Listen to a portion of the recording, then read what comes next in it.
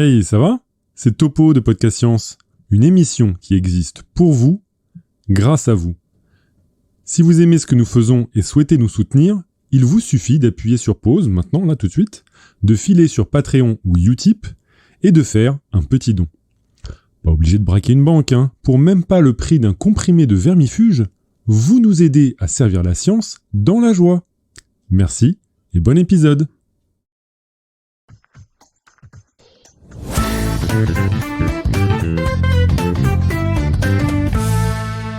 Vous êtes au travail en milieu d'après-midi. La réunion s'éternise. Peut-être n'auriez-vous dû pas prendre cette part supplémentaire de flan à midi. Vos paupières s'alourdissent, votre N+1 vous regarde avec des yeux horrifiés, vous n'y pouvez rien, vous vous assoupissez devant toute l'équipe. Changement de scène, 3 jours plus tard, vous êtes en pyjama, votre tisane est bue, il est 23h, vous posez votre livre et éteignez la lumière. Mais rien, le sommeil ne vient pas. Mais pourquoi donc? Ce soir, nous parlons de sommeil avec notre invité Armelle Rancillac. Nous sommes le 7 décembre 2022, vous êtes dans l'épisode 482 de Podcast Science, bienvenue.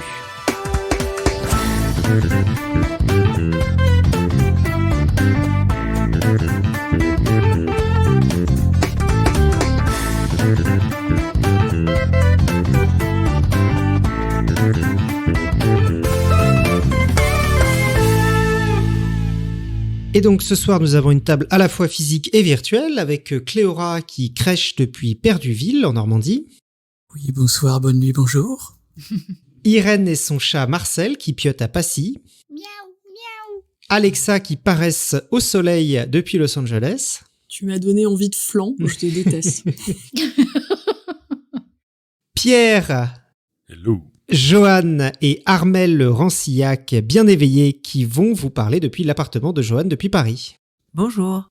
Et manifestement, ce tour de table a été écrit comme si c'était pas moi qui le lisais. Du coup, c'est pour ça que je parle de moi à la 3e personne. Je suis Johan. Donc, Johan va vous conduire cette interview. Comment va Johan? Johan va très bien. Nous sommes contents de l'apprendre. Et donc, ce soir, nous recevons Armelle. Donc, Armelle et moi sommes dans la même regroupement d'université, Paris Sciences et Lettres, dont fait partie le Collège de France et l'Observatoire de Paris. Et du coup, Armelle, est-ce que tu pourrais te présenter rapidement et ton parcours? Merci déjà de m'inviter ce soir. C'est avec plaisir que je vais vous parler de mon univers aujourd'hui. Donc mon parcours, c'est simple. J'ai fait une licence un parcours universitaire classique avec une licence, un master et un doctorat. Donc à l'époque, DUG, licence M1. Enfin non, c'était pas le Maîtrise. M1. Maîtrise. Maîtrise, c'est ça. Voilà. DEA et doctorat. Donc j'ai commencé à Orsay et puis comme il n'y avait pas de spécialité neurosciences, après j'ai migré à Jussieu pour faire des neurosciences où j'ai effectué une thèse et ensuite un post-doctorat à l'ESPCI, donc l'École supérieure et physique de chimie industrielle de la ville de Paris. Ils ont pensé à changer de nom mais ils l'ont toujours pas fait. Et ensuite j'ai été recrutée à l'INSERM, donc Hipipipoura, franchement là, c'est le plus beau jour de ma vie. C'était en 2006 déjà. Et ensuite, j'ai continué un peu mes travaux de recherche sur place et je me suis progressivement intéressée au sommeil, au rôle des cellules gliales. Peut-être que je vous en parlerai un peu plus après. Et j'ai bougé au Collège de France où je suis actuellement justement pour m'intéresser plus à un autre type de cellules, les astrocytes. Ça m'a interloqué aussi le Collège de France. Je pense que beaucoup de gens savent pas forcément ce que c'est. Je pense qu'il y a aussi une confusion parce que c'est pas forcément très loin avec l'Académie des sciences. Alors qu'est-ce que c'est que le Collège de France? Est-ce que tu me juste peux dire un mot de cet institut un peu particulier? C'est une institution vraiment formidable. C'est vrai qu'il gagne à être connue même si elle est déjà très fréquentée. Donc en fait, c'est un endroit où il y a beaucoup de professeurs qui donnent des enseignements, donc c'est ouvert, gratuit, public, mais c'est non diplômant.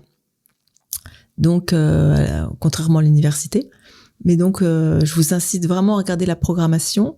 Il y a vraiment des champs disciplinaires très très variés, il y a de tout. Et c'est vraiment didactique et passionnant. Et fait pour justement que ce soit accessible. Donc, moi, à chaque fois que je regarde le programme, ça me déprime parce que je voudrais aller assister à peu près à tout et forcément, on n'a pas le temps. Mais voilà, c'est une institution qui date de 1530, qui a été créée par François Ier. Les premiers bâtiments au Collège de France sont arrivés, je crois, 30 ans après. Ils se formalisaient pas trop à l'époque. Bon, on crée une institution sans bâtiment, c'est pas grave, on verra. Les professeurs, il paraît qu'ils allaient dans Paris, au premier étage, prêcher leurs cours comme ça, la foule qui voulait bien s'arrêter pour les écouter. Aujourd'hui, on a des conditions vraiment beaucoup mieux. Donc voilà, je recommande vraiment de regarder le programme au Collège de France pour venir écouter. C'est des conférences de haut niveau et passionnantes. Voilà. Mais du coup, il y a aussi des laboratoires de recherche avec beaucoup de chercheurs dont tu fais partie. Voilà, donc à côté de tous les professeurs qui sont nommés au Collège de France, il y a également des équipes accueillies, et notamment en biologie, il y a beaucoup d'équipes accueillies qui sont regroupées en unités qu'on appelle le Centre interdisciplinaire de recherche en biologie, donc CIRB, dont je fais partie. Et voilà, qui fait de la recherche dans différents domaines en biologie pour essayer de comprendre les différents mécanismes dans différentes fonctions. C'est vraiment de la recherche fondamentale. Ok. Et finalement, une petite question pour mieux te connaître, pour savoir vraiment si tu sais de quoi tu parles. Est-ce que tu es une grosse dormeuse? Très bonne question. Alors, je voudrais dire que déjà, je pense que oui, je dors beaucoup. Mais je ne suis pas tous les conseils que je donne pour bien dormir. J'avoue, je ne m'écoute pas trop. Et c'est-à-dire que je pense que j'ai un sommeil assez irrégulier, un peu comme Angela Merkel. C'est pas du tout une idole. Elle parlait justement elle caractérisait son sommeil comme étant un sommeil de chameau et qu'elle avait l'impression qu'elle pouvait emmagasiner des heures de sommeil et donc comme ça avoir des périodes où elle dormait plus ou moins parce que grâce à son capacité à stocker le sommeil. Et ça c'est vrai, je pense que moi globalement je pense que je suis une bonne dormeuse, une grosse dormeuse. Enfin, comme pas excessif, mais que du coup, je peux avoir des périodes où, comme j'ai bien emmagasiné du sommeil, je peux avoir des coups de bourre comme ça, pouf, pouf, pouf, je travaille beaucoup, je dors moins, sans que ça m'impacte trop, parce que justement, j'ai quand même une bonne base. Mais j'adore dormir. D'accord. Non, parce que c'est important quand même dans ton domaine. Ouais, et j'espère que je vais vous donner la passion de dormir, parce que c'est pas une perte de temps, bien au contraire, et on va en parler. Très bien. Du coup, rentrons dans le sujet. Comment est-ce qu'on définit le sommeil et à quoi il sert? Alors, très vaste question. Alors déjà, comment on définit le sommeil?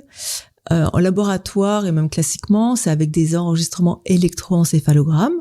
C'est en plaçant différentes électrodes autour de l'encéphale, donc de la tête, et en regardant l'activité électrique qui se passe sous la tête, donc dans le cerveau.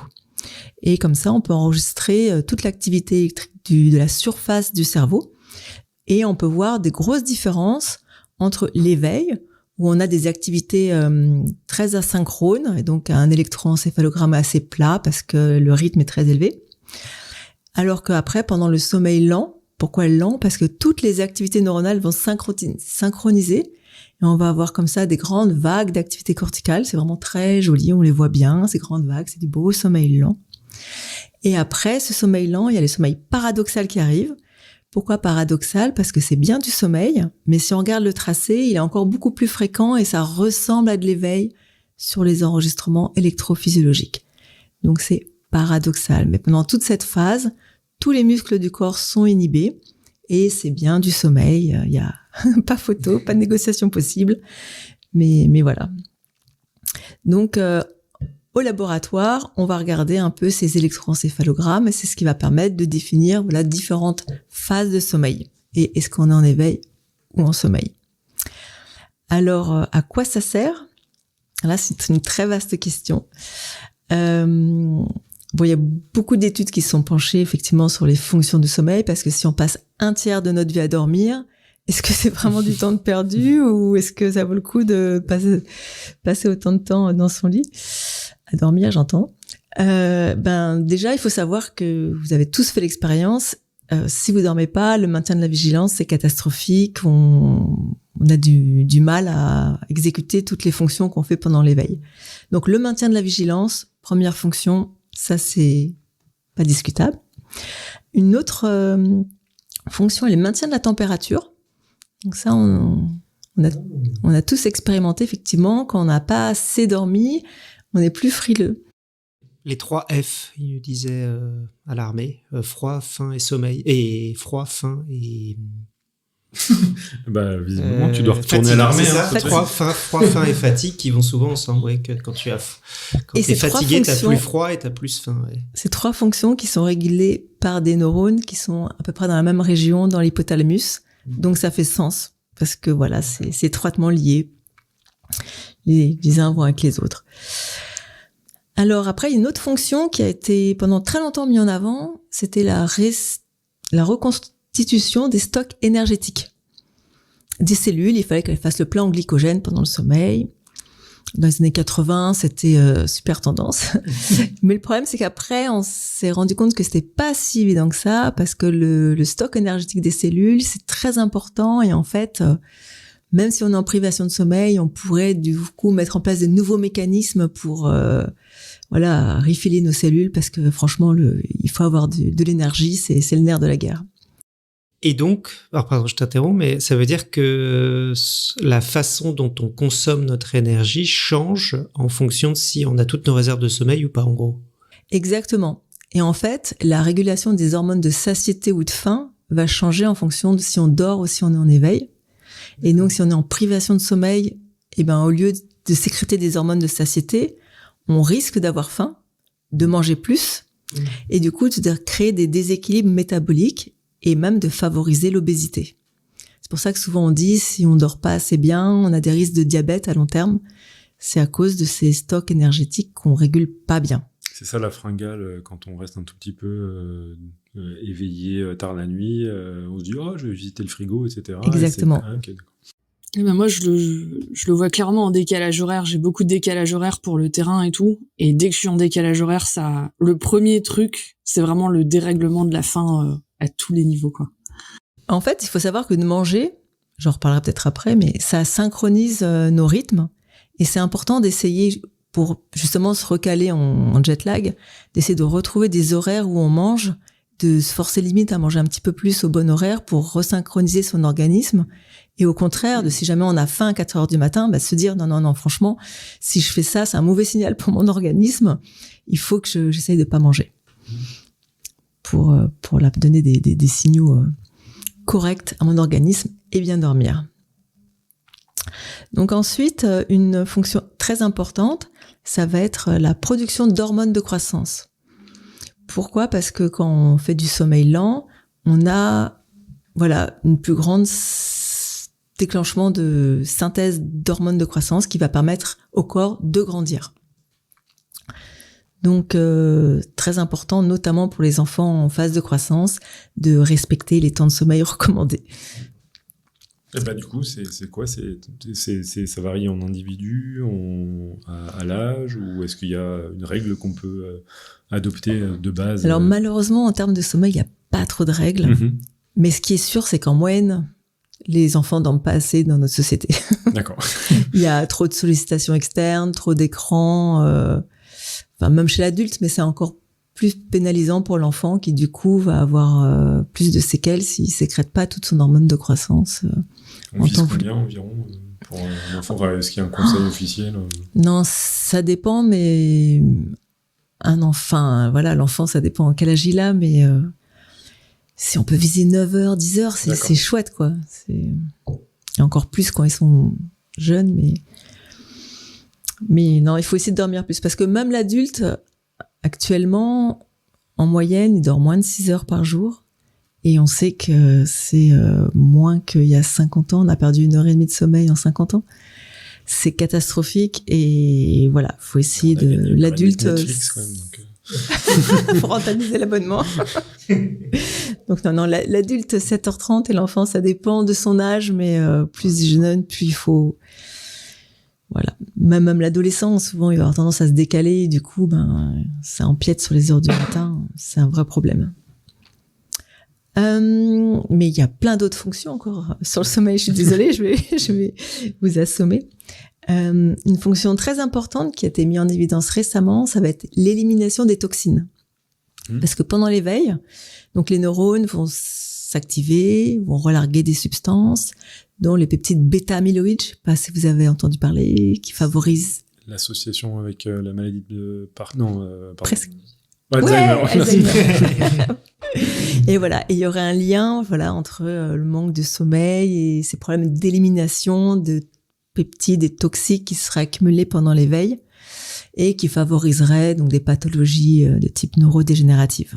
Quand on parle de toxines, c'est d'un point de vue général, c'est-à-dire l'intégralité du corps, où on se concentre plutôt sur les toxines qui sont générées par le système nerveux? Alors, très bonne question. Moi, c'est vrai que j'ai tendance à assimiler le corps au cerveau. C'est une bonne partie du corps, quand même. En règle générale, le cerveau est tellement plus sensible que je pense que c'est plus criant sur le cerveau. D'accord. Parce qu'effectivement, le sang, il est filtré par les reins en permanence. Enfin, il y a moins ces effets jour-nuit de nettoyage de l'organe. Et notamment, donc je vous ai dit, le nettoyage du cerveau, ça c'est le liquide cérébrospinal qui va vraiment venir envahir le cerveau pendant le sommeil lent. D'accord, donc c'est le liquide qui navigue du cerveau à la moelle épinière. Voilà, qui va venir nettoyer. Alors que pendant le sommeil paradoxal, au contraire, c'est le sang qui va venir...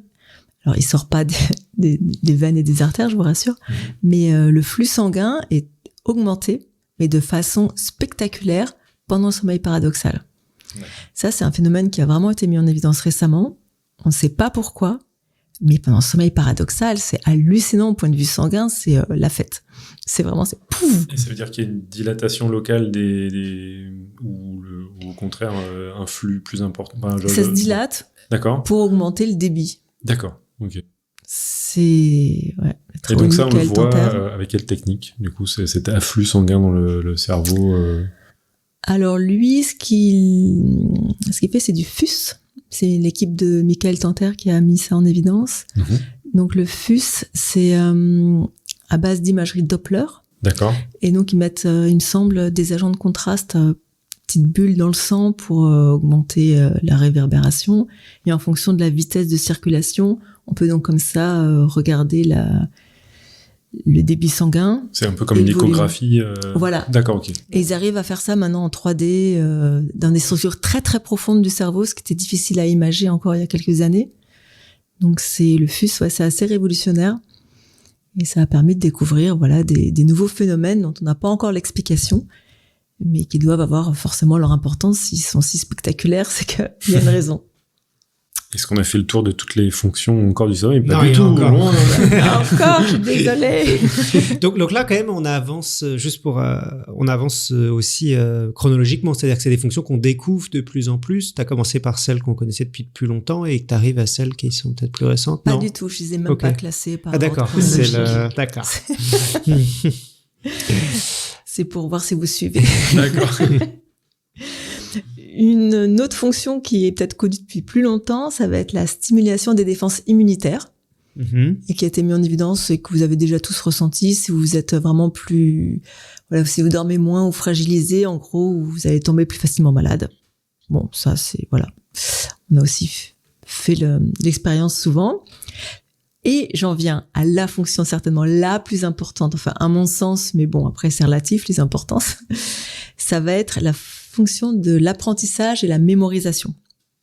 C'est-à-dire que pendant le sommeil, on va rejouer tout ce qu'on a vécu pendant l'éveil pour stocker l'information et renforcer ce qu'on estime être important et mettre de côté ce qu'on estime être superflu.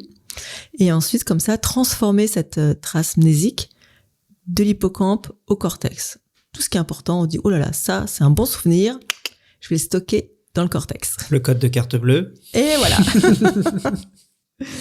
Et c'est pour ça notamment qu'on dit qu'il faut apprendre les choses plusieurs fois, genre 3 jours consécutifs ou autre. Comme ça, en fait, ce qui est important, c'est pas de le revoir plusieurs fois, c'est de dormir plusieurs fois entre les apprentissages pour les consolider. Et voire même, est-ce que c'est possible, si on est en manque de sommeil, d'oublier des choses? Parce que par exemple, moi, je sais que j'ai du mal à me souvenir des prénoms et des noms, et beaucoup plus quand je suis un peu fatigué, genre, comment il s'appelle lui déjà?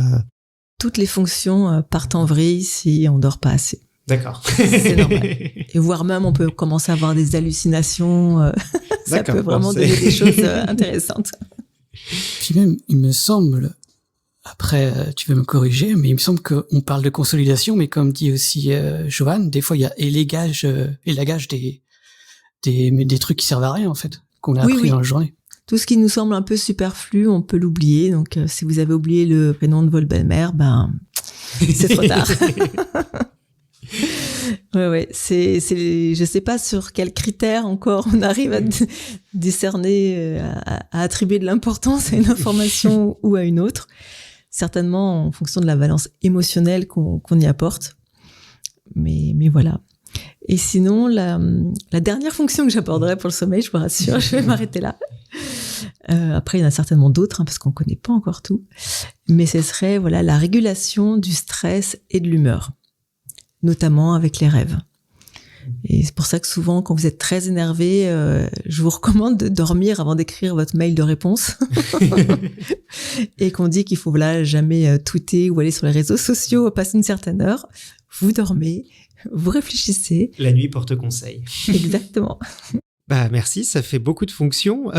Donc on va aller plus après dans la régulation de tout ça, mais je voulais parler un petit peu plus généralement de l'homme du coup dans son contexte plus évolutif. Est-ce que tous les animaux dorment ? Donc on voit que certains animaux les plus proches de nous, nommons-les les chats, clairement le sommeil est important. Mais est-ce que par exemple une fourmi dort ? Est-ce que un scarabée dort et donc à quel moment en fait est-ce que tous les animaux dorment, est-ce que les plantes dorment ou à quel moment ça arrive quoi? Alors c'est vrai que j'ai commencé par vous définir le sommeil d'un point de vue électroencéphalogramme. Oui, du coup effectivement chez une plante ça... oui. Alors c'est vrai que moi je dois dire qu'à la base je suis électrophysiologiste. Ouais. Donc moi mon truc c'est de voir un neurone, de lui mettre une électrode et d'enregistrer son activité électrique. Donc je suis un petit peu biaisée. Mais en fait, quand on dit sommeil, il faut savoir que une autre définition, c'est aussi une baisse de la vigilance. Et donc, il va falloir qu'un stimuli extérieur soit plus prononcé pour réveiller la personne, si je puis dire. Mmh. Et du coup, le sommeil, on peut l'extrapoler aussi chez certains autres individus, genre organismes unicellulaires, qui vont du coup pas avoir vraiment de veille sommeil parce que ils sont pas aussi complexes que nous. Donc qu'est-ce que c'est vraiment le sommeil ? Est-ce que c'est juste activité repos ou vraiment changement d'état ou c'est très important de bien définir la définition de ce dont on parle. Mais pour en revenir, c'était quoi l'exemple de l'animal ? C'était la fourmi, me semble. La fourmi. Donc les insectes, ce ne sont pas des animaux à sang chaud et ils n'ont pas de sommeil paradoxal. D'accord. Donc, pour les insectes, on estime que oui, éventuellement, ils peuvent dormir, mais n'ont pas de sommeil paradoxal. Enfin, je dis ça, mais je sais que Michel Jouvet, qui est le découvreur du sommeil paradoxal, lui, il estimait que s'il n'y avait pas de sommeil paradoxal et donc pas de sommeil lent et sommeil paradoxal, c'était pas un vrai sommeil c'était pas du vrai sommeil et du coup que les animaux ne dormaient pas. Mmh. Donc après, ça mais moi, je pense que si on a un peu de sommeil lent, ça compte quand même. Je travaille sur le sommeil lent, donc pour moi, c'est important le sommeil lent. Je prêche pour ma paroisse, désolé. Il y a plusieurs exemples d'animaux un peu surprenants pour lesquels on a des débuts de preuves, on va dire, de sommeil. Le premier exemple, j'en avais parlé justement dans une chronique pour Podcast Science, c'était des méduses, pour lesquelles des méduses qui avaient une sorte de cycle de vie avec des phases en fonction de l'obscurité et de la lumière, présentaient un défaut, on va dire, de vigilance, justement, d'activité, lorsqu'on les perturbait régulièrement. Donc, on leur donnait des jets d'eau comme ça, paf, paf, paf, et au bout d'un moment, elles avaient des difficultés à réagir à certains stimuli. Donc, ça ressemble vraiment à cette idée-là qui était donnée de cette baisse de vigilance, de réactivité. Réduction sensorielle en réponse à un stimuli externe. Voilà. Donc, et ça montre que finalement, ça peut être partagé à l'échelle de tous les animaux, en tout cas, entre un ancêtre d'un vertébré et d'une méduse. Et le deuxième, je sais pas si vous avez entendu parler, c'était les céphalopodes. Il y a un poulpe pour lequel a été observé justement des phases différentes du sommeil. Alors par contre, leur sommeil, il est de 8 minutes en tout, donc c'est pas grand-chose. Non, on juge pas. Voilà. Donc c'est vraiment du repos assez peu important et dans lequel il y a des phases vraiment très calmes et d'autres d'activité dans lesquelles les yeux sont fermés mais la peau bouge, peuvent changer de couleur, etc., qui évoquent justement cette notion de sommeil paradoxal. Par rapport aux espèces aussi, je pense qu'on peut mentionner un groupe d'espèces dont on a parlé récemment quand j'avais mentionné dans une chronique, donc les dauphins et les orques. Bon, les orques sont des dauphins qui dorment d'un demi-hémisphère à chaque fois. Alors, j'imagine que c'est peut-être d'un le hémisphère, sommeil lent. donc c'est un D'un demi-hémisphère. hémisphère, oui, d'un hémisphère, oui, c'est ça. Pardon. Voilà, une bêtise. D'un hémisphère à chaque fois. Ou du coup, j'imagine que c'est un sommeil, c'est ce que tu disais, c'est un sommeil lent ou... En fait, les animaux marins, effectivement, ils n'ont pas le choix. S'il faut respirer, il faut nager et il faut garder un minimum d'activité locomotrice. Donc, ils doivent alterner leur sommeil d'un hémisphère à l'autre. Mais il n'y a pas que les mammifères marins. Je crois que les canards aussi, ça a été mis en évidence. Ils dorment en groupe. Ceux qui sont au centre dorment des deux hémisphères. Et ceux qui sont en périphérie du groupe, ils gardent leur hémisphère externe éveillé pour réveiller les autres en cas d'attaque. Ah, c'est super. C'est génial. C'est quand même dingue. Ouais, Ouais. Et donc ils changent de place au cours de la nuit quand même parce que c'est une mauvaise place. Mais est-ce que c'est pas tous les oiseaux justement qui dorment que un hémisphère l'un après l'autre ou La plupart, oui. Ah, c'est ça, ouais. Alors les animaux marins et les oiseaux. J'avoue que moi je suis plus spécialiste de la souris donc. Et chez l'humain, à quel point, donc tu nous as dit que ça remplissait énormément de fonctions, mais à quel point c'est absolument nécessaire? Est-ce qu'on peut, par exemple, mourir de ne pas assez dormir? Est-ce que c'est...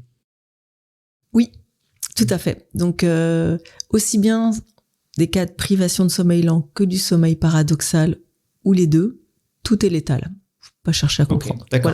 Voilà. Donc, il y a eu un record du monde. Oh, ça doit être douloureux, ça.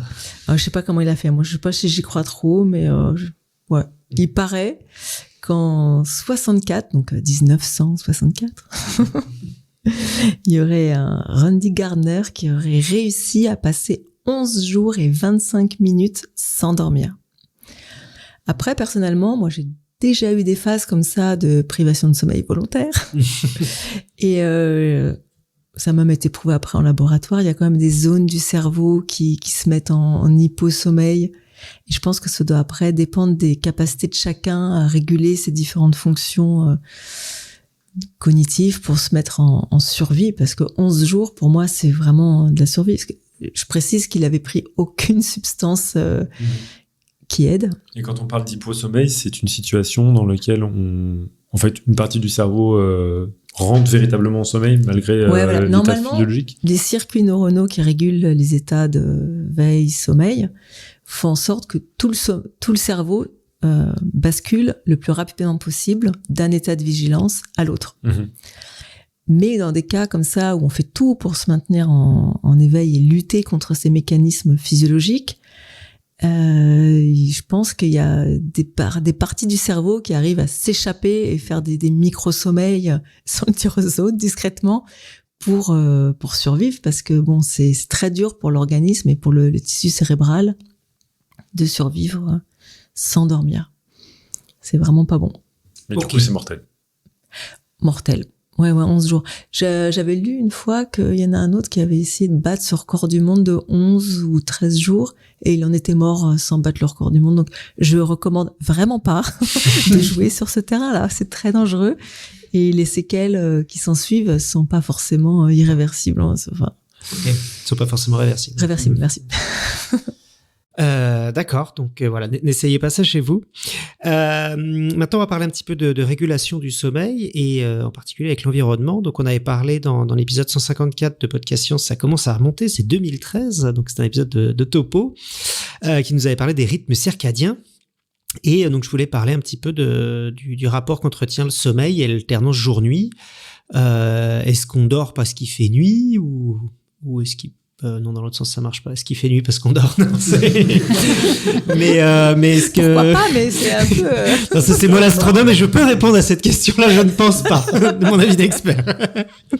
Mais par exemple, est-ce que dans une cave sans lumière, est-ce qu'on dormirait plus, moins, pareil? Ah oui, ça, c'est des bonnes questions qu'on s'est déjà posées. Donc en fait, ce qui est bien connu déjà pour la régulation du sommeil, ça va être effectivement l'influence de la lumière. Ça, c'est indéniable. Parce qu'en fait, dès qu'on est exposé à la lumière du jour, ça va inhiber la synthèse de mélatonine dans le cerveau, qui est une substance hypnogène. Et donc, si vous avez du mal à vous réveiller le matin, moi, je vous recommande d'essayer de vous mettre directement à la fenêtre pour avoir la lumière du jour. Donc forcément, en décembre, c'est un très mauvais exemple. Enfin, à moins que vous levez très tard. Il y a une époque, ils vendaient plein, c'était très à la mode, de lumière qu'on pouvait mettre sur la table de petit déjeuner qui envoyait des ondes bleues pour aider comme ça à bien caler son horloge circadienne. Mais voilà, sinon, essayez de sortir à midi, pas longtemps, aller sur la terrasse pour bien regarder. Voilà, le bleu du ciel, c'est le bleu qui a un effet important sur la production de mélatonine. Donc, je sais pas si en regardant un poster, ça aurait le même effet, je pense. Moins, ouais. Non, parce qu'à Paris, même si on sort la journée qui fait gris, c'est pas gagné. Mais dans l'idée, c'est ça. Et par contre, ce qui a été mis en évidence, c'est que les gens qui font du camping, donc qui sont plus sujets aux variations d'intensité lumineuse naturelle et pas à l'éclairage électrique qui fausse les variations jour-nuit, ils ont vraiment montré que les gens en camping dorment beaucoup mieux parce que justement ces variations d'intensité lumineuse qui sont associées aux variations jour-nuit sont plus fortes parce qu'ils peuvent pas tricher en allumant la lumière. Et du coup, ils disent souvent qu'il y a un meilleur sommeil. D'accord. Un autre mécanisme qui est important, ça va être la régulation circadienne. C'est-à-dire, plus ça fait longtemps qu'on est éveillé, plus il va y avoir une pression de sommeil qui s'exerce et qui nous dit « Ouh là là, ça fait déjà 10 heures que tu es debout, 12 heures, bon ça va encore 14, 15, stop, va te coucher. » Et en fait, plus on est réveillé, je sais pas si vous connaissez l'ATP, c'est la molécule énergisante de l'organisme. Donc en clivant l'ATP, on peut libérer de l'énergie. Et en clivant l'adénosine triphosphate, vous pouvez enlever un phosphate, enlever 2 phosphates. Et quand vous avez enlevé tous vos phosphates et donc utilisé toute votre énergie, il reste l'adénosine. Et moi, j'adore, c'est ma molécule de prédilection. Et voilà, c'est cette adénosine qui va s'accumuler dans le cerveau et créer la pression de sommeil et faire qu'en fin de journée, vous avez beaucoup d'adénosine et donc vous en pouvez plus, vous allez vous coucher. Et c'est pour ça que si vous prenez du café, c'est un antagoniste des récepteurs justement à l'adénosine et ça vous empêche de dormir parce que ça bloque l'action de l'adénosine. D'accord. Et l'adénosine, ce serait une molécule qui est encore une fois circulante ou plutôt accumulée dans le cerveau. Son effet justement sur l'éveil, c'est quelque chose de local ou tout le corps est capable de le ressentir, cet excès d'adénosine? Ce qui est sûr, c'est que moi, j'ai montré que dans ma petite région d'intérêt qui régule le sommeil lent, le VLPO, donc c'est vraiment la base du cerveau, ouais. Il y a des fluctuations comme ça d'adénosine en fonction du jour et de la nuit qui sont très importantes. Mais ça a déjà été quantifié dans d'autres régions du cerveau. Mm-hmm. Après, le reste du corps... On s'en fout, hein, si c'est pas le cerveau. Pour Armel, un être humain, c'est avant tout un cerveau. De pelure autour du cerveau, là. On l'a bien compris. Hein. Désolée.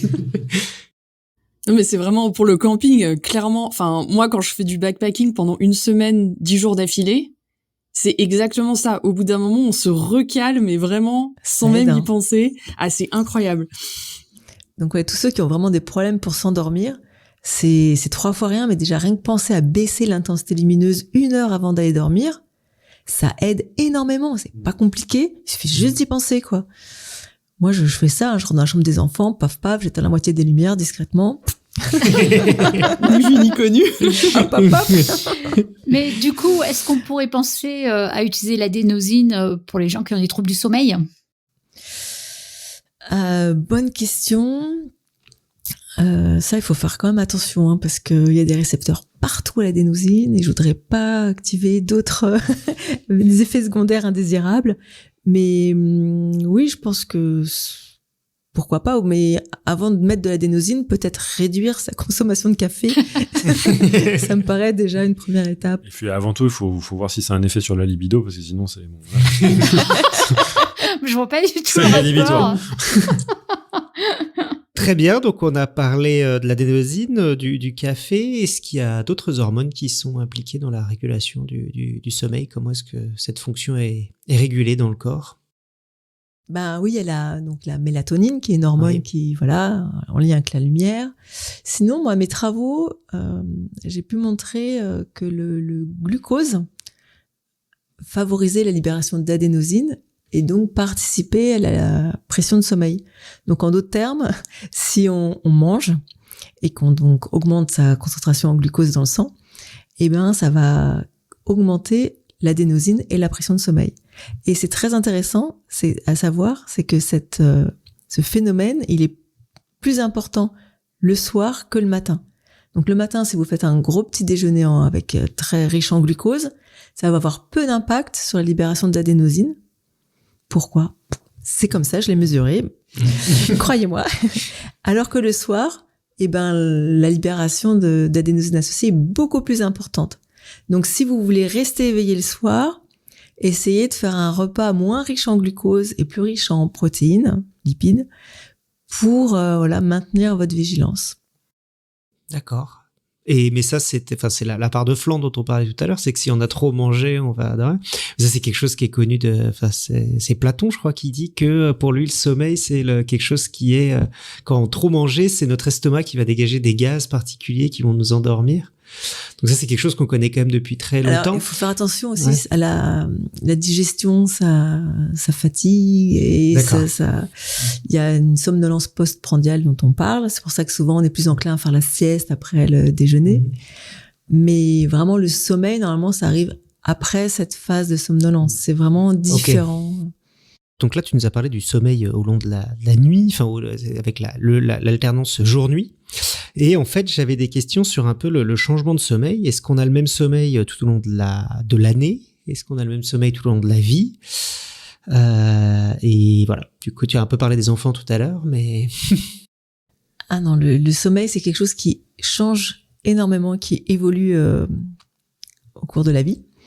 Donc déjà, si on regarde le nourrisson, c'est étrange, c'est qu'il va commencer non pas par du sommeil lent comme chez l'adulte, mais par du sommeil paradoxal. Il a des cycles aussi plus longs. Et c'est pour ça que d'emblée, on le voit qu'il commence à faire des rêves.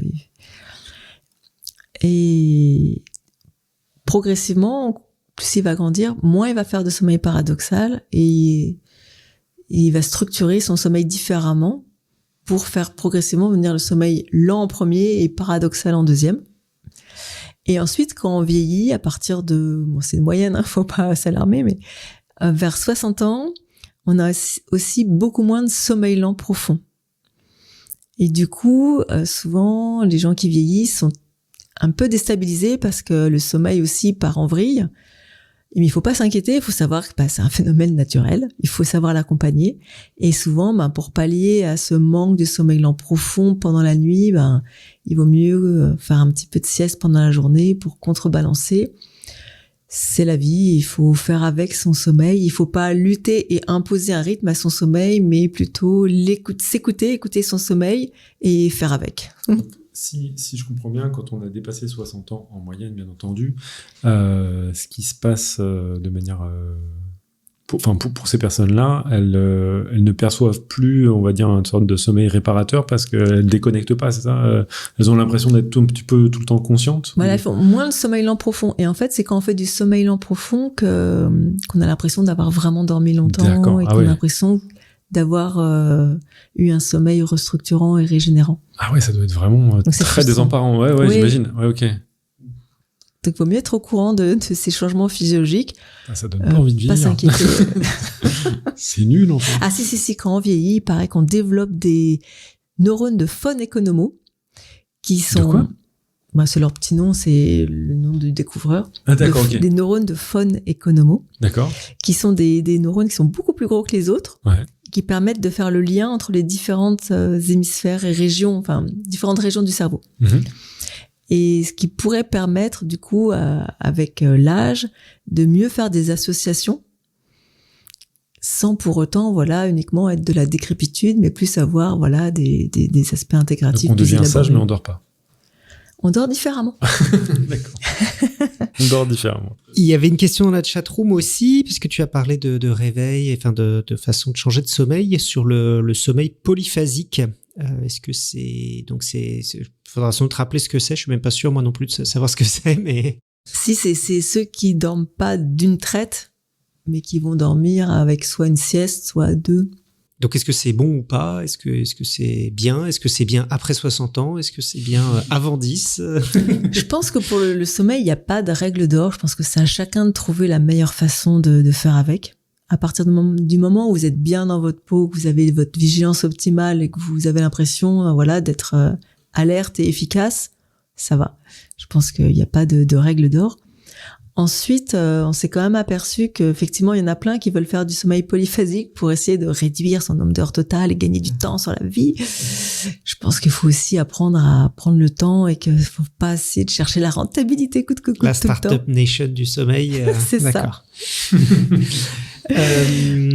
Alexa, tu avais une question sur être du soir et du matin? Oui, il me semble qu'il y a des études récemment qui ont montré, notamment sur ClockBMAL et toutes ces enzymes du sommeil qui ont l'air très importantes aussi pour le rythme circadien et qui ont l'air d'avoir prouvé que on pouvait être vraiment du soir ou du matin physiologiquement. Alors je me demandais si tu avais un avis là-dessus par rapport au sommeil.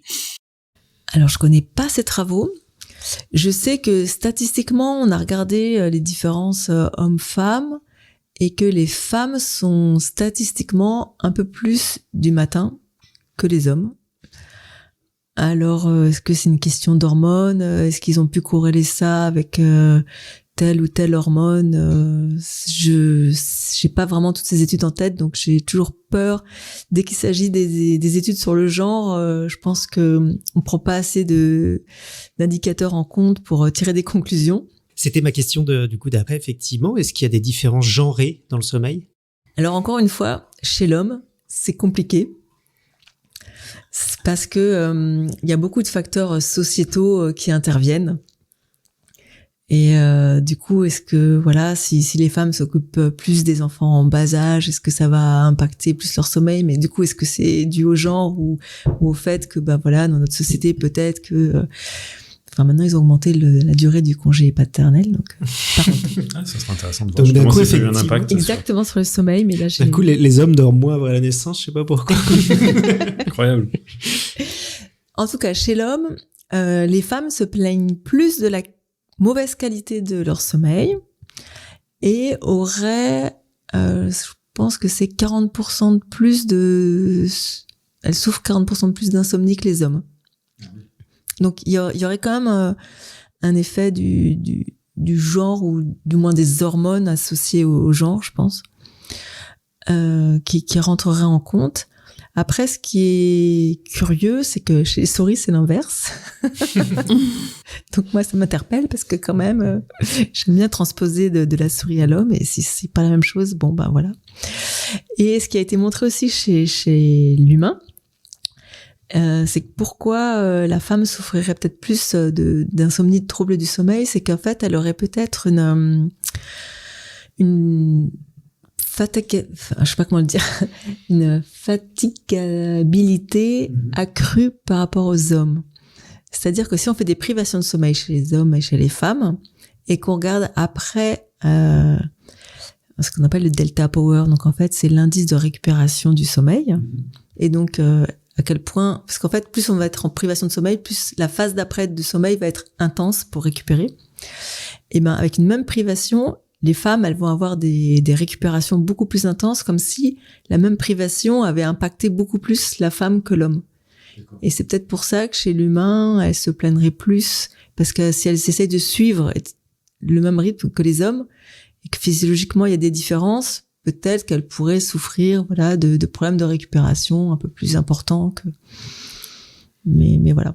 Après, ça c'est pas non plus à fond mon domaine d'expertise, donc à vérifier, à relire, à compléter. On va faire un tout petit encart parce qu'effectivement, qui dit sommeil dit rêve. Alors, je sais aussi que ce n'est, comme tu nous as dit, c'est comme tu es spécialiste du sommeil lent, ce n'est pas forcément ta spécialité, les rêves. Mais c'est vrai qu'effectivement, c'est quelque chose qu'on associe immédiatement au sommeil. Donc, donc je pense qu'il n'y a pas trop besoin de les définir, que tout le monde voit à peu près de quoi on parle. Mais du coup, à quoi servent les rêves dans durant la nuit? Alors, très bonne question. Il y a différentes hypothèses qui ont été formulées et il semblerait quand même que les rêves, ça servirait à réguler un peu la valence émotionnelle de ce qu'on a vécu pendant la journée.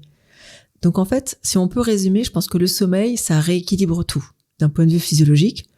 Donc le sommeil lent, ça va être plus d'un point de vue physique et le sommeil paradoxal, plus d'un point de vue émotionnel. Et donc jusqu'à présent, c'est un petit peu la tendance, en assumant que les rêves apparaissaient surtout pendant le sommeil paradoxal. Bon, en fait, il se trouve que c'est peut-être pas si évident que ça, et parce que on s'est amusé au laboratoire, la petite salpêtrière, l'équipe d'Isabelle et Arnulf, ils s'amusent à réveiller les gens qui dorment comme ça dans n'importe quelle phase de sommeil. Et juste pour voir, alors, tu te souviens de ton rêve? Il s'est passé quoi? Parce que... tu dors? Tu dors, voilà, c'est ça. Parce que pour être sûr de se souvenir de son rêve, c'est plus facile si on se fait réveiller. Et ils ont pu mettre en évidence qu'effectivement, on se souvient beaucoup plus facilement de son rêve si on se fait réveiller en sommeil paradoxal. Mais il y a aussi beaucoup de rêves pendant le sommeil lent parce qu'on est capable, quand on se fait réveiller en sommeil lent, de relater ses rêves.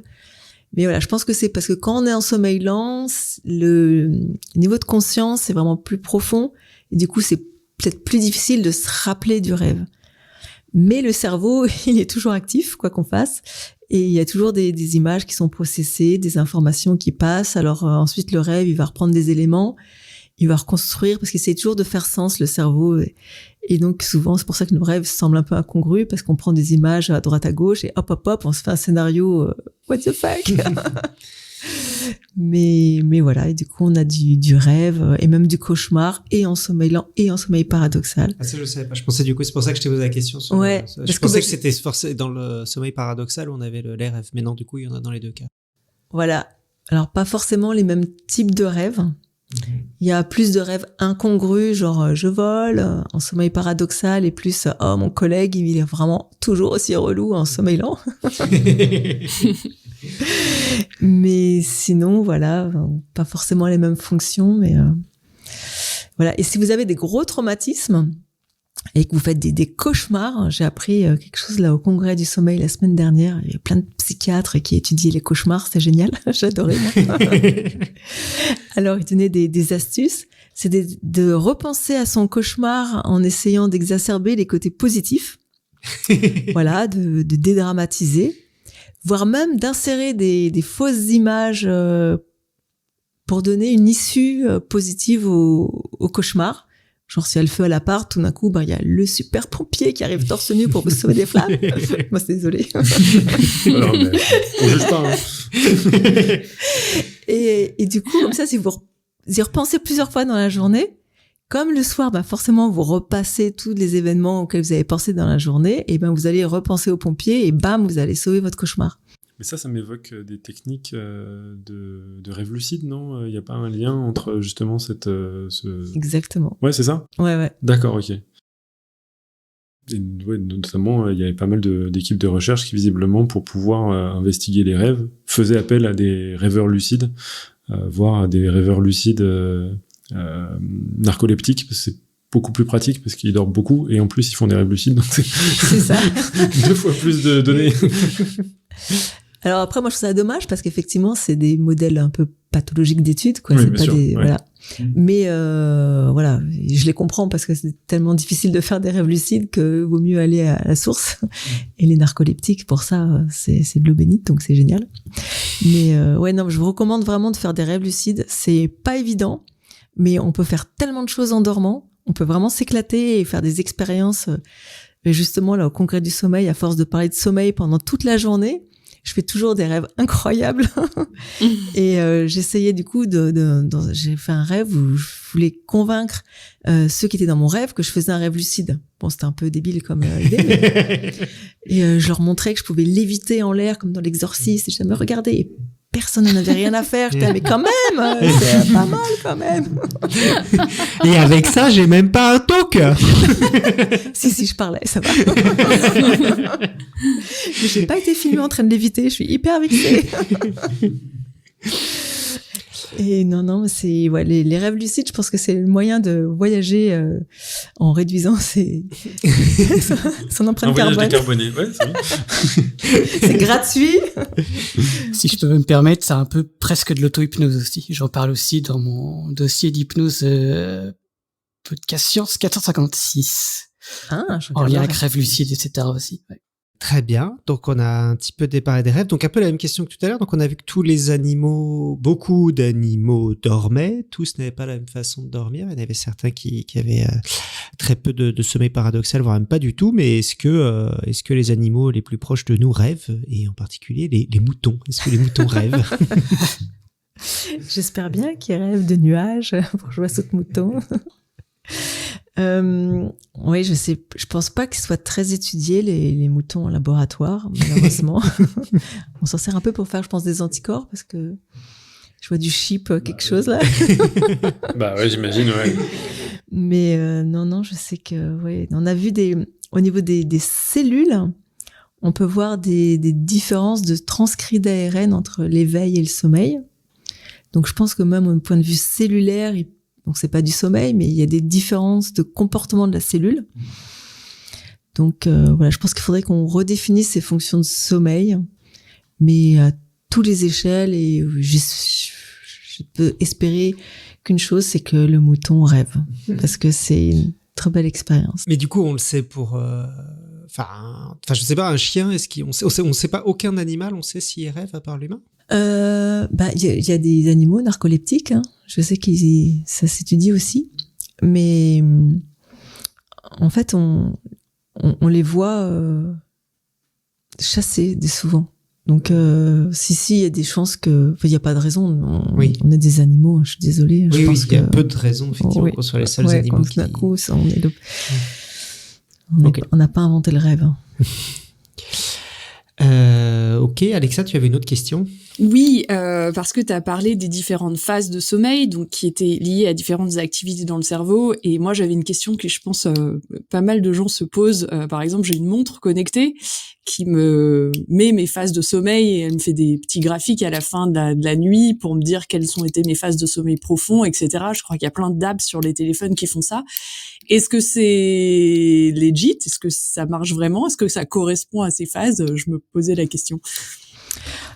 Je pense parce qu'en fait, quand on est en sommeil paradoxal, on a une atonie musculaire et on bouge plus du tout. Donc une montre, elle va facilement pouvoir détecter cette absence de mouvement et donc faire la différence entre le sommeil lent et le sommeil paradoxal. Donc je pense que ça c'est sûr. Ensuite, c'est vrai que maintenant il y a des sociétés commerciales qui ont développé des bandeaux pour dormir avec. Et cette fois-ci, mettre carrément différentes électrodes autour de la tête. Ah ouais. Bandeau Dream pour pas faire de pub. Tu n'as pas d'action chez eux, c'est bon. Non. Mais j'en mérite. Vous m'entendez? J'en mérite. Je pense que normalement, je connais pas toutes les applications et toutes les montres connectées et tout ça, mais je pense que c'est assez fiable. Ensuite, je pense que maintenant, il faut même des matelas connectés, des oreillers connectés. On peut aller très loin au niveau de la connexion. Faut peut-être voir. Je pense que le plus important, c'est de se dire que voilà, l'architecture du sommeil. Donc, tu vois, tu fais d'abord du sommeil lent, après du sommeil paradoxal. Après, il y a une microphase de réveil. Donc, à la fin du premier cycle, c'est un micro-réveil très très lent. Mais à la fin du deuxième cycle, il est un petit peu plus grand. Et plus les cycles s'enchaînent, plus cette phase de micro-réveil, elle est grande. Un cycle, c'est environ combien de temps? C'est 3 heures, c'est ça à peu près? 90 minutes, 1h30. D'accord. À 1h30, d'accord. Donc à la fin du premier cycle, on n'a pas beaucoup dormi quand même à ce moment-là. Voilà. Et souvent là, vraiment le micro-réveil est très très micro, ça va. Mais c'est pour ça que si on est insomniaque et qu'on stresse de se réveiller trop tôt, et qu'on a cette phase de micro-réveil, il faut essayer de se dire mais je suis réveillée, mais c'est normal, c'est mon micro-réveil intercycle, c'est pas grave, je vais ressombrer. Il faut pas que j'enclenche ma to-do list, au contraire, je retourne l'oreiller, il est frais, tout va bien, pouf, c'est reparti. Donc, en fonction de ces cycles justement qui durent 1h30, ce qu'il faut essayer de se dire, c'est qu'une bonne nuit de sommeil, ça va être un nombre de cycles de, 4, 5 ou 6. D'accord. Et savoir 5 cycles, si je me trompe pas, ça fait 7h30. Donc, c'est bien ça. Le mieux, c'est de se dire, je vais essayer de caler 7h30 de sommeil.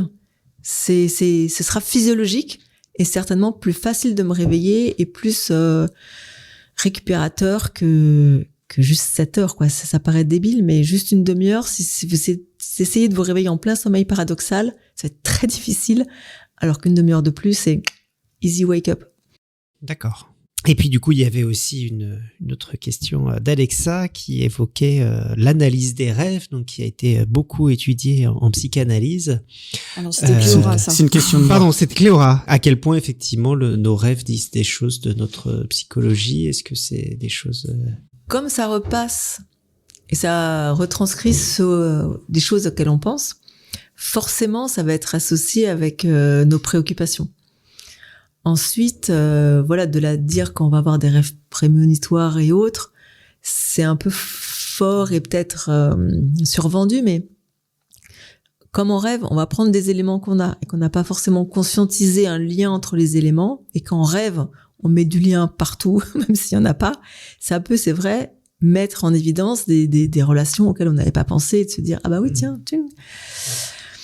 Mais voilà, faut savoir que c'est que des éléments des journées passées ou auxquels on a pensé, réfléchi, qui vont être mis un peu bout à bout et être évoqués comme ça en rêve.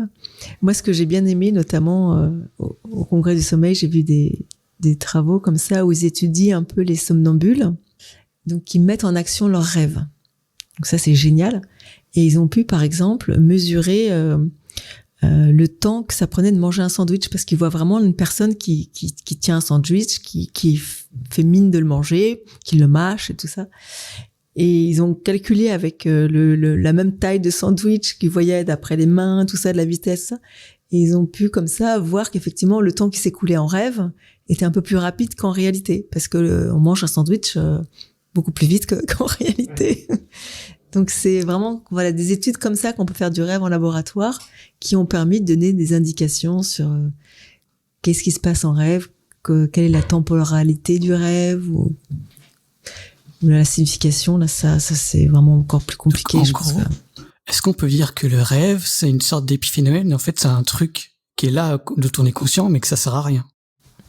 Non, parce que ça va servir à revivre des émotions passées, et pour faire un tri émotionnel, ou même anticiper une situation future. Par exemple, si vous savez que vous allez avoir un examen, très souvent vous allez rêver 2-3 fois que vous passez l'examen avant de le passer. Sans pantalon, une demi-heure en retard. Voilà, on voit toutes les configurations possibles. Et ça permet du coup d'évacuer le stress associé à cet examen, parce que implicitement vous l'avez déjà passé quelques fois, vous avez l'expérience et vous savez que vous serez habillé ce jour-là. Sans pantalon, check, c'est bon, ça je sais gérer.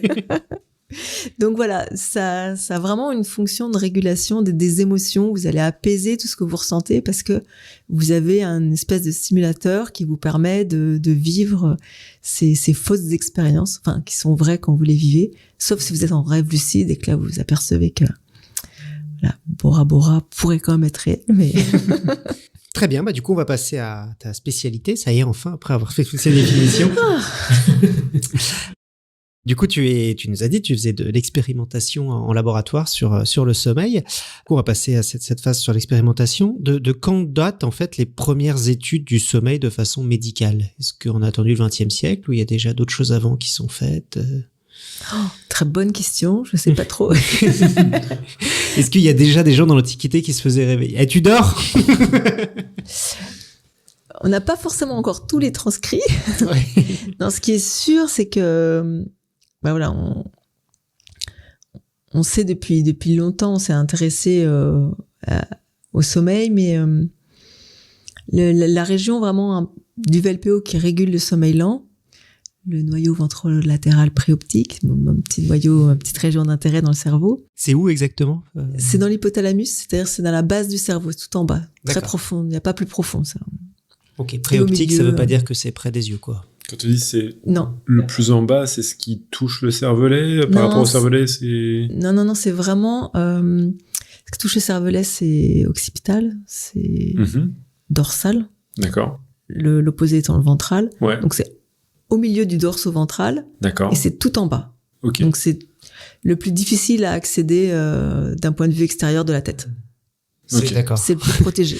Visuellement, est-ce que c'est un peu au milieu de nos tempes? Oui, ce serait ça, C'est ça, ouais. exactement. Ah oui, d'accord. C'est le centre Bien du vu. cerveau. Ok. Et après la Première Guerre mondiale, il y a eu une épidémie de grippe espagnole qui a ravagé les pauvres survivants, et notamment qui a créé des lésions assez spécifiques par-ci par-là du cerveau, et créé chez quelques patients, enfin des insomnies, mais vraiment très très sévères, létales, et donc à la mort des insomniaques. Von Economo a disséqué les cerveaux et a repéré vraiment systématiquement dans tous ces insomniaques une région qui était lésée, ce VLPO, qu'il n'a pas nommé comme ça à l'époque, mais qu'il est devenu. Et du coup, après, on a essayé de répéter ces lésions sur des modèles animaux pour essayer de vérifier expérimentalement. Joanne a eu très peur. Oui, non, c'est pour ça que c'est important de faire un peu d'expérimentation animale, sinon... D'accord. Et du coup, on s'est aperçu qu'effectivement, c'était reproductible et que c'était cette région-là qui était importante. Et après, même maintenant, avec des outils d'optogénétique, on a pu essayer de stimuler spécifiquement les neurones de cette région et montrer qu'on pouvait induire du sommeil. Donc, Alors, on a une alerte gros mot. Qu'est-ce que c'est l'optogénétique? ah oui, pardon. C'est une stimulation par flash lumineux, donc optique. Et en fait, c'est ciblé génétiquement grâce à l'expression de récepteurs qui vont être exprimés que dans certains types de neurones. Donc, Donc génétique, optogénétique. C'est sur des modèles OGM, on va dire. Exactement. Et qui permet avec de la lumière, de Voilà, on fait des activer, souris inhiber. comme ça. Donc c'est des souris OGM avec des diodes dans le cerveau. Alors, elles sont OGM, c'est-à-dire qu'elles ont les récepteurs qui vont être sensibles à la lumière.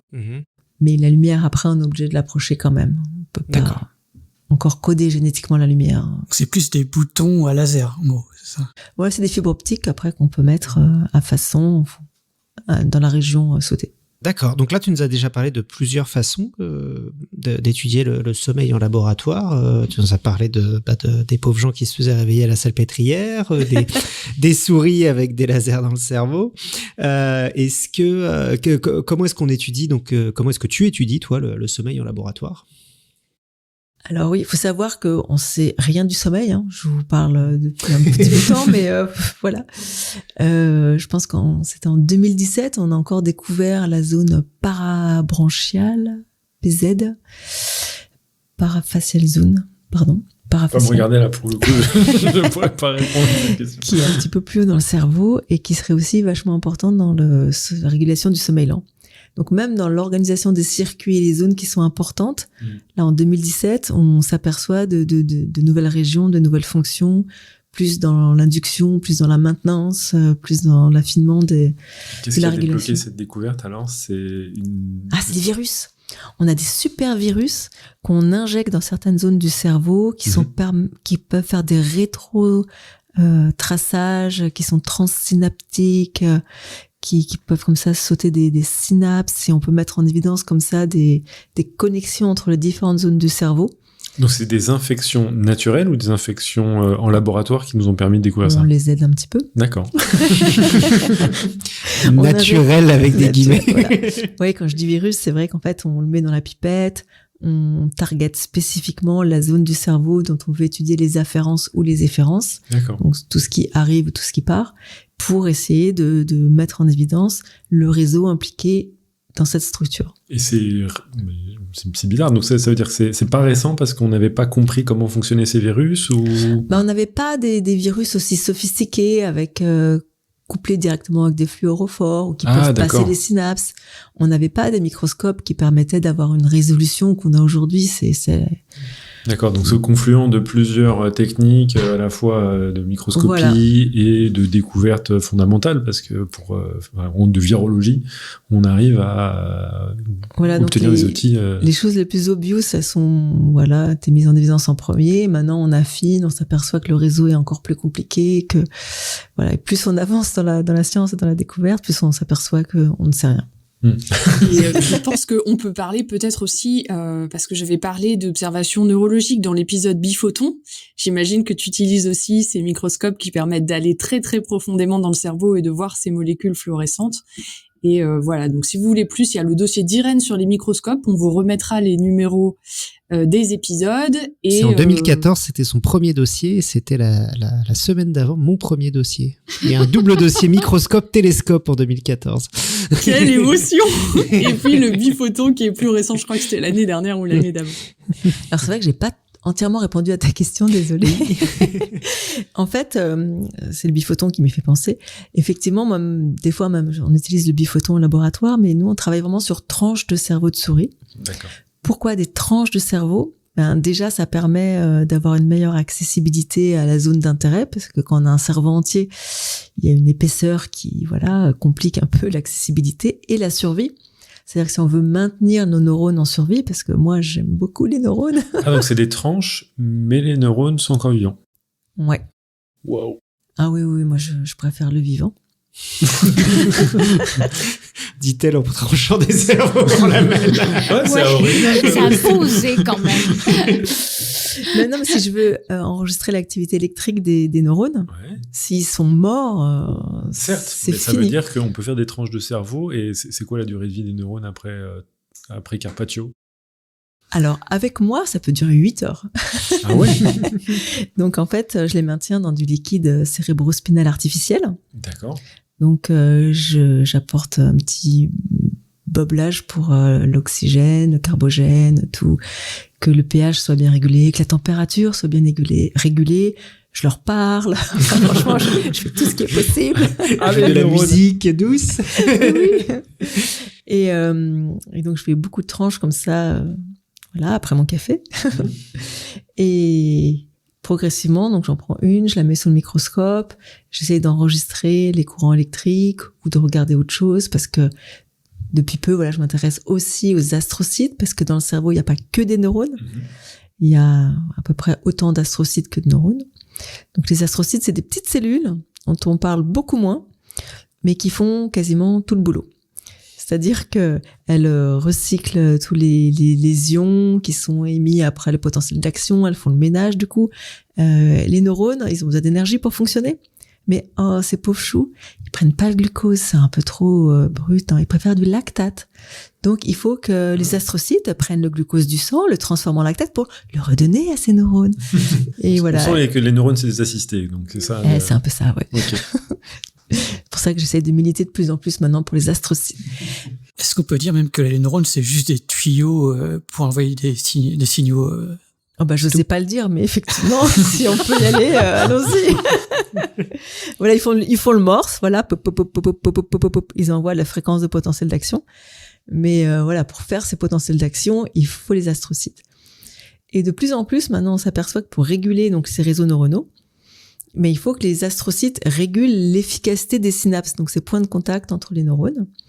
Et moi, c'est ce que j'étudie, au cours du cycle jour-nuit, veille-sommeil. C'est cette distance des prolongements astrocytaires aux synapses qui vont comme ça différentiellement réguler l'efficacité des synapses et l'activation du réseau. Mais du coup, quand t'as une tranche de cerveau comme ça qui est pas... qui n'a plus un cerveau entier, qu'est-ce que ça veut dire par exemple le sommeil, qu'est-ce que ça veut dire l'alternance jour-nuit, parce qu'il n'y a plus de capteurs, il n'y a plus Dieu en fait pour dire qu'il y a la nuit. Exactement. Ou le jour. Donc, en fait, je travaille soit le matin, soit le soir, et je compare les résultats à 2 moments opposés du rythme circadien. Et comme ça, j'assume que, en général, c'est ce que j'ai pu remarquer quand on sacrifie un animal, on fixe le temps. J'estime que l'heure du sacrifice, malheureusement, c'est voilà, ça va être Et vous jouez déterminé. pas sur l'élevage de vos animaux pour obtenir, je sais pas, dans la même animalerie, des animaux qui sont avec notre même cycle, etc., ou un cycle décalé de quelques heures? Même cycle inversé, oui, si je le fais, parce que pendant longtemps, je suis revenue passer des nuits au laboratoire et j'avoue que c'est un petit peu fatigant. Oui, c'est un peu. c'est un peu contraignant.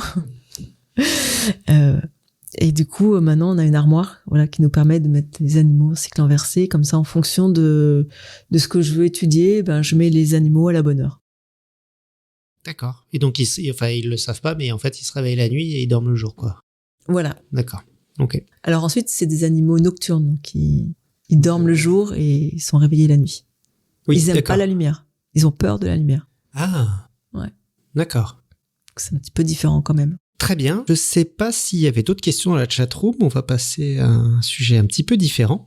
Parce que Armelle, du coup, est aussi autrice de science-fiction. Tu as écrit un livre qui s'appelle Alice 2630, l'expérience humaine. Et du coup, c'est pas banal, les chercheurs qui font aussi de la fiction, parce que c'est de la fiction.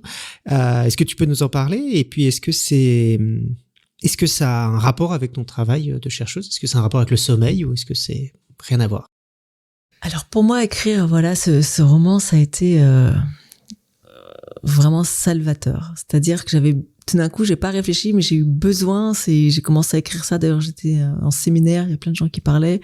J'avais un bloc-notes et un crayon, ça m'intéressait pas ce qui se disait. Et j'ai voulu rentabiliser mon temps. Est-ce qu'on peut lâcher le nom des chercheurs ou chercheuses impliqués C'était il y a très longtemps. 2014.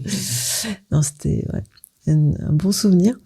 Et en fait, quand on fait de la recherche, on a une écriture qui est très stéréotypée. Donc pour les écritures d'articles, les appels à projets, déjà c'est en anglais, c'est des phrases courtes, c'est toujours les mêmes mots qui reviennent. Et moi, j'avais un peu l'impression d'étouffer. En plus, je venais d'avoir 2 enfants, j'étais souvent sur mon canapé et j'avais vraiment besoin de m'évader et de faire autre chose. Et donc, tout d'un coup, j'ai pas prémédité, mais j'ai commencé à écrire, voilà. Et quand je commence quelque chose, je vais toujours jusqu'au bout. Donc, j'étais obligée Et je me suis vraiment amusée à essayer j'ai transposé un petit peu mes expériences à la paillasse à une vie une société qui pourrait vraiment avoir lieu d'ici quelques années. 2630, je voulais être sûre d'être morte en 2630. Mais... On est safe, là, quand même. Voilà. Mais, sans spoiler, c'est vraiment une transposition de l'observation et de l'expérimentation à une autre échelle. Je passe à l'humain. Parce que c'est plus facile de faire ça en écrivant qu'en expérimentant. Mais je me suis bien amusée. Alors, est-ce que ça a un rapport avec le rêve? Pas directement, quoique à la fin, je mets un gros doute. Mais voilà, encore une fois, Et comment ça s'est passé, l'expérience éditoriale? Tu as écrit le livre en entier et après tu l'as soumis, ou est-ce que tu t'es fait accompagner pendant l'écriture? Comment c'est passé? Alors non, j'ai tout fait toute seule. Après, je me suis aidée de mon entourage qui voulait bien me faire un retour constructif, à m'aider à relire un petit peu, corriger par-ci par-là. Mais c'est pas publié dans une maison d'édition officielle. D'accord. C'est à Amazon. Ah, ok. Désolée pour l'empreinte carbone. Tu t'es les impôts sur Amazon. Mais c'est pas de l'autopublication parce que c'est imprimé à la demande, donc j'ai rien eu à payer non plus. C'est une formule que je recommande. Tout le monde peut uploader ses textes, ses couvertures, tout faire tout seul. Et voilà. Mais je recommande parce qu'au moins comme ça c'est abouti, c'est terminé. Et j'ai quand même eu d'excellents retours de mon entourage, mais bon, forcément c'est des amis qui m'ont dit. Est-ce que tu penses que ça a eu un impact sur ta recherche d'avoir écrit quelque chose comme ça? Est-ce que tu fais dialoguer ton monde de la recherche, ou c'est vraiment deux choses qui ne se superposent pas? Comme je me suis nourrie de pas mal d'articles que je lisais et que j'ai pu transposer comme ça dans une société futuriste, déjà ça m'a fait du bien, donc c'est un impact sur mon travail indirectement. Toujours positif, oui. Je me suis servi de tout ce que je me nourris quotidiennement pour le transposer dans une concrétisation utopiste, mais qui m'a vraiment plu. Et maintenant, je m'aperçois que certaines choses dont je parle se passent vraiment, se confirment, alors que j'avais un peu extrapolé certaines choses. Donc, je suis vraiment très contente de voir que... Visionnaire. Oui, non, parce que j'ai pas envie qu'on y soit dans mon livre, en fait. Je suis pas si contente de ça, mais... positif ou est-ce que c'est... Ouais, tout dépend du point de vue. Ah. Je peux lire un commentaire Amazon au hasard? Oui. Ouais. Au travers de ce roman politico-futuriste, Alice nous amène au pays des merveilles qui est notre avenir et nous renvoie à notre statut d'animal. La résistance pour gagner notre liberté est le mot d'ordre.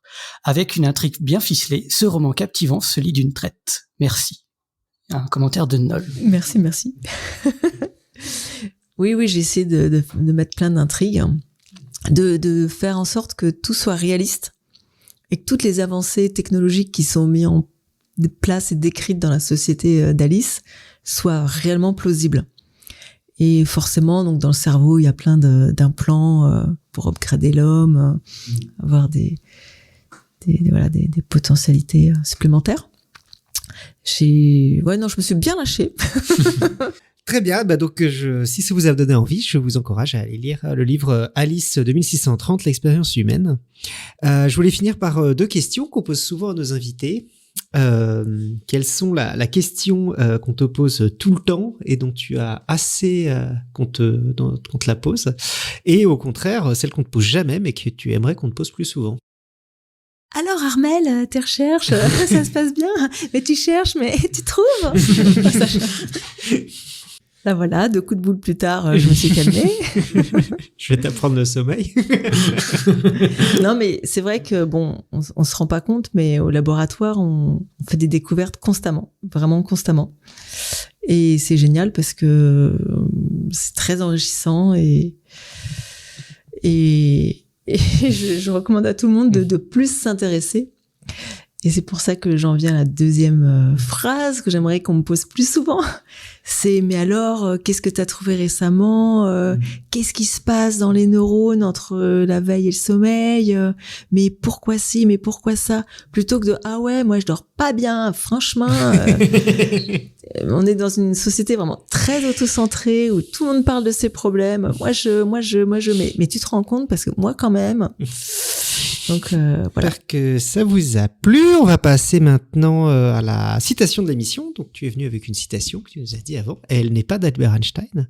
Oui, parce que j'ai changé. Parce que en fait, il y en a une qui me correspond, c'est vrai, un petit peu mieux. C'est la véritable science enseigne par-dessus tout à douter et à être ignorant. Donc c'est de Miguel Unamuno. C'est ça, je prononce bien? J'étais pas sûre. Oui. Unamuno. Donc c'était écrit en gros à l'entrée de l'ESPCI. Ah oui. Quand j'allais travailler, je la voyais tous les jours et j'ai vraiment pu prendre conscience de de l'impact que ça avait sur moi et à quel point je trouvais que cette citation était réelle. Plus tu rentrais à l'ESPCI, plus tu étais ignorante. Exactement. Et plus je travaillais, plus j'apprenais, plus j'étais ignorante et je me disais mais qu'est-ce que je fais? Je suis mal barrée. C'est satisfaisant et inquiétant en même temps. C'est bon. Je reste humble. Ouais, c'est un peu le leitmotiv de la science. Hein. C'est vraiment une leçon d'humilité permanente. Exactement. Très bien. On va passer maintenant à la conclusion. Vos paupières sont lourdes. Il est maintenant temps d'aller se coucher. Notre podcast s'arrête. Il est temps de mettre votre podcast d'ASMR préféré. Laissez une voix douce vous bercer. Vous êtes bien. Et que servir la science soit votre joie.